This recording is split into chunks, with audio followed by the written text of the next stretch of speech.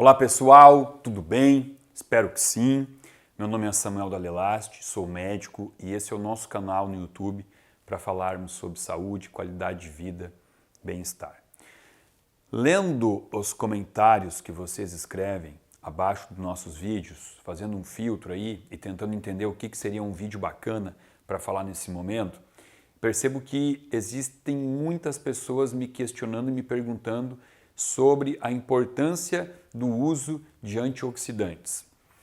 Já tem um vídeo que eu postei aqui, que inclusive eu acho que seria fundamental para que você entenda esse vídeo de hoje, que você assistisse antes o vídeo, que eu vou botar até o linkzinho aqui, o vídeo onde eu falo sobre o que é o estresse oxidativo, vídeo de estresse oxidativo, e eu explico essa relação aqui, ó. Desenhei, isso aqui era para ser uma balança, tá? Aonde de um lado eu tenho radicais livres, do outro lado eu tenho antioxidantes, né? Lá naquele vídeo eu explico o que o antioxidante faz, como é que ele inibe a ação do radical livre. O nosso corpo, ele deveria se manter assim, ó, nesse equilíbrio, né? Aonde eu não tivesse um peso maior puxando para baixo aqui o radical livre. Eu não devo ter mais radical livre do que antioxidante. E aí está muito na moda se falar em consumir antioxidantes, dietas antioxidantes, né? As pessoas vêm até o meu consultório consultar comigo questionando isso. Doutor, eu tomo resveratrol, eu tomo astaxantina, eu tomo ácido alfa-lipólico, eu tomo coenzima Q10 porque eu li que isso são antioxidantes maravilhosos. É verdade? Sim. Todos esses antioxidantes que eu citei, eles são bons, eles têm função, né? A coenzima Q10 vai ajudar lá na mitocôndria a produzir mais ATP, o resveratrol já tem efeito comprovado como protetor cardíaco, a astaxantina modula a questão do colesterol. Então cada um tem alguma função específica.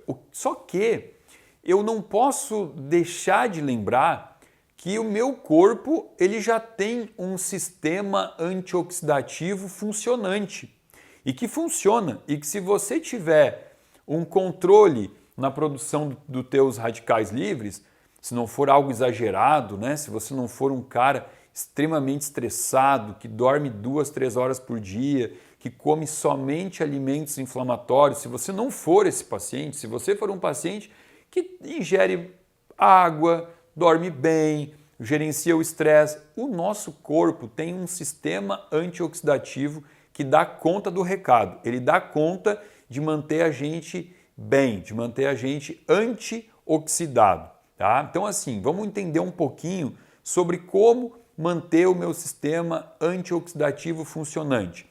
Eu tenho que entender que quando eu falo em antioxidante natural, eu tenho 3 grandes sistemas aqui. Um deles chama superóxido desmutase. O outro chama catalase. E por último, e não menos importante, eu tenho a glutationa peroxidase. São nomes feios e eu não tenho como não falar. Eu sempre tento traduzir as coisas aqui para um linguajar mais fácil, mas esses são os nomes dos nossos 3 sistemas antioxidativos do corpo, tá? E vamos entender o que cada um aqui precisa para trabalhar bem.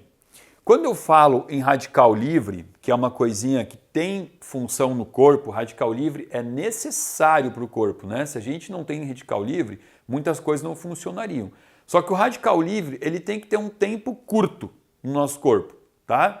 Por exemplo, o primeiro radical livre produzido no corpo, que é o radical livre superóxido, que eu vou botar aqui para vocês, esse é o superóxido, ó, radical superóxido.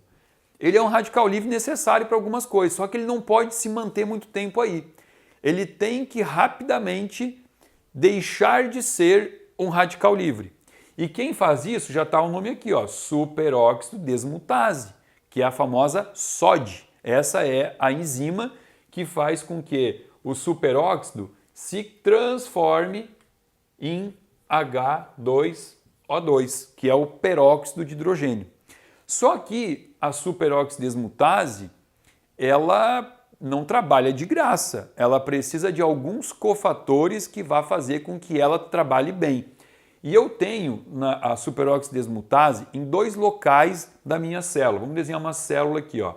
Lembra da célula como uma célulazinha com membrana, que dentro dela tem um núcleo, tem lisossomo, ribossomo, complexo de Golgi, tem um monte de organelas e uma das organelas é a mitocôndria, tá? Então é o seguinte, eu tenho superoxidesmutase dentro da mitocôndria e também tenho ela no citosol. O citosol é o líquido, é a parte toda da célula que não é organela.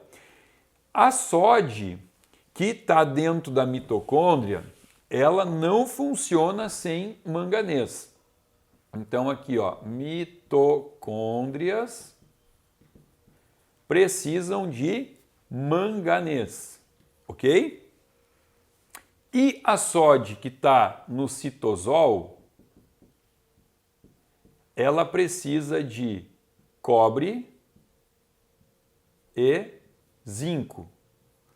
Ó, então agora você já está entendendo que a principal enzima antioxidativa que vai ajudar a controlar o primeiro radical livre que a gente forma, ela já não trabalha de graça. Ela tem que ter manganês, cobre e zinco. Só que a SOD, ela vai transformar o superóxido em peróxido de hidrogênio, que não é um radical livre, mas é uma molécula altamente reativa que vai transformar, vai aumentar a produção de radicais livres hidrofílicos. Então, eu também tenho que controlar a concentração, a quantidade de peróxido de hidrogênio. E aí quem é que faz isso? Essas outras 2 enzimas aqui. Elas são as enzimas antioxidantes do peróxido de hidrogênio. E a catalase, ela vai trabalhar de graça? Não, também não. Catalase precisa fundamentalmente de ferro. E aqui entra aquela questão de entender que ferro demais é ruim, porque desencadeia uma reação de Phantom e Haber-Weyss, que é uma reação que eu já falei no meu vídeo sobre ferritina. Mas ferro de menos também é ruim, porque ferro de menos eu não vou ter produção de colágeno, eu não vou ter estímulo para a catalase trabalhar. Então aqui eu gosto muito de falar sobre a análise de sangue que envolve ferritina, né? Porque quando eu analiso ferritina, muitas vezes o valor de referência traz um valor que eu não gosto, dizendo que mulheres podem ter 10 ou 15 de ferritina. Eu não gosto, isso é um valor muito baixo. Um valor ideal, assim, no mínimo, a pessoa tem que ter de 50 para mais, né? Eu gosto muito de trabalhar com um númerozinho aqui 80. 80 é um número bom de ferritina para você ter a catalase trabalhando como deveria. E quando eu falo de glutationa peroxidase, eu tenho primeiro que falar para vocês o seguinte, onde é que a gente encontra alta concentração de glutationa? No abacate, no avocado. O avocado e o abacate contém uma concentração da glutationa pronta, porque a glutationa é uma enzima, é um tripeptídeo, ela é formada por 3 aminoácidos, tá? Quer dizer, é uma combinação de 3 aminoácidos. Aqui é uma combinação do ácido glutâmico mais a glicina. Glicina é o aminoácido responsável por 40% do colágeno, precisa da glicina, e a cisteína, que a cisteína ela é o aminoácido final do ciclo de um outro aminoácido que chama metionina. Então aqui eu vou botar entre parênteses, né? A metionina, ela vai entrar num ciclo que vai se converter em S-adenosilmetionina, em S-adenosil-homocisteína, homocisteína, cistationa e cisteína. Quando chegou em cisteína, então você tem os 3 aminoácidos para formar a glutationa peroxidase.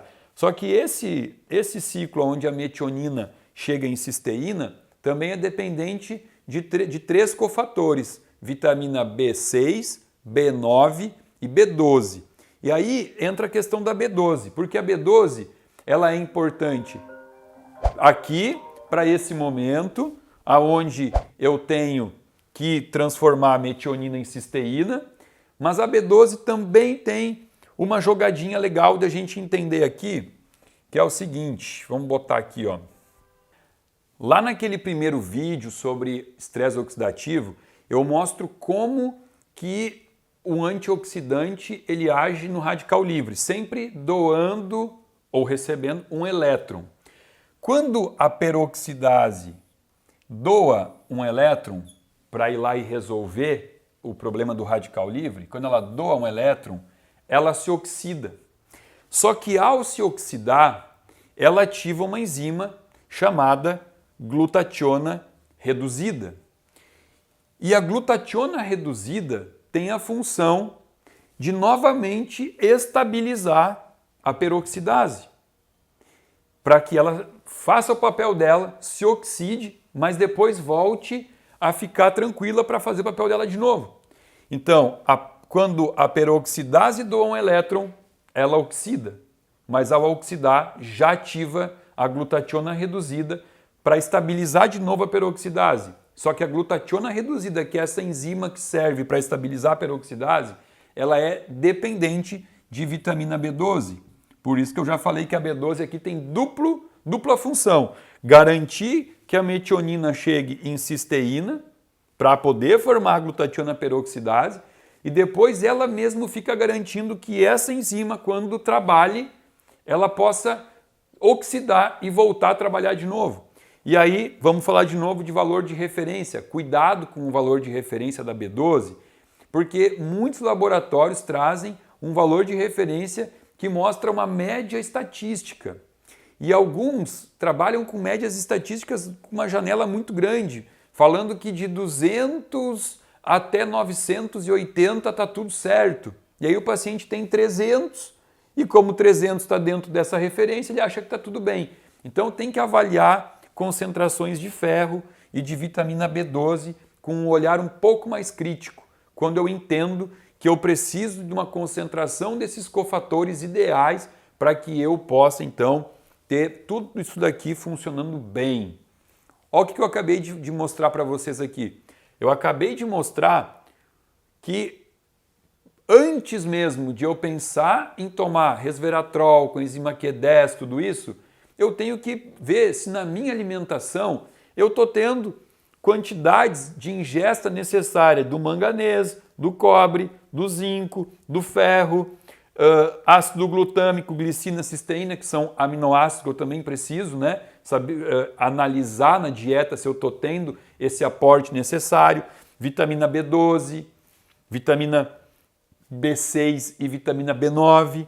Então, analisar isso junto com um profissional competente, que seria o teu nutricionista, é a primeira base para depois você ir para o teu médico ou para o teu próprio nutricionista e pedir para ele prescrever uma formulazinha cheia de antioxidante. Garanta que o teu próprio corpo possa ter base para trabalhar.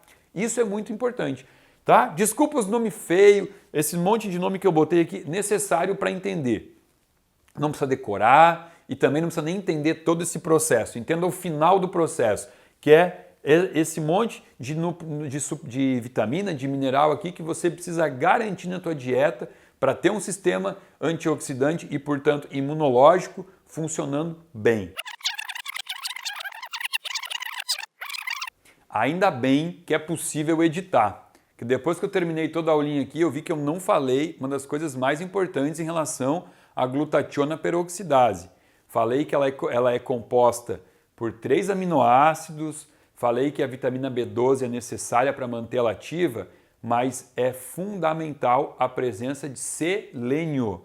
Não tem como manter a glutationa peroxidase ativa sem o selênio. Então, mais um mineral que entra aqui na nossa lista, tá? Manganês, zinco, cobre, ferro, selênio e a B12 e os aminoácidos necessários para a sua síntese: ácido glutâmico, glicina, cisteína. Ok? Agora sim, certinho? Obrigado.